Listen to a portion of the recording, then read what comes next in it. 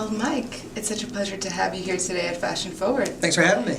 So there has been significant changes in this fashion industry since the emergence of the e-commerce platform. How has that evolved into huge business opportunities for fashion brands and fashion businesses? Well, it's a super exciting time for e-commerce. Just if you look at simple metrics like the amount of time people spend connected to the internet, the amount of time people spend shopping.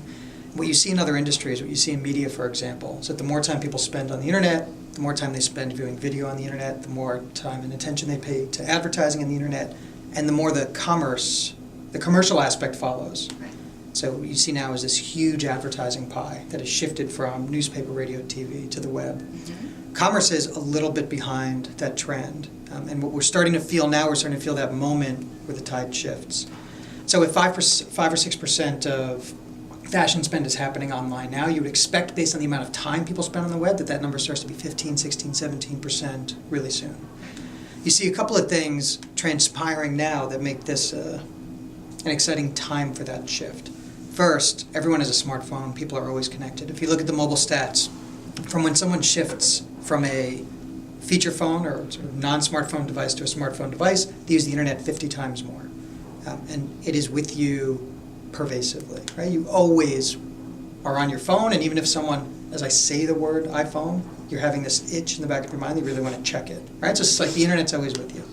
And the impulse to buy cool things is sort of always with you. And if you start thinking of brands you like, you start feeling an itch, like you'd love to see that product, you'd love to buy that thing. So you bring that together, and you feel that constant impulse for fashion and that constant impulse to use your internet-connected device. You always have them together. You would expect that e-commerce really starts to take off about now.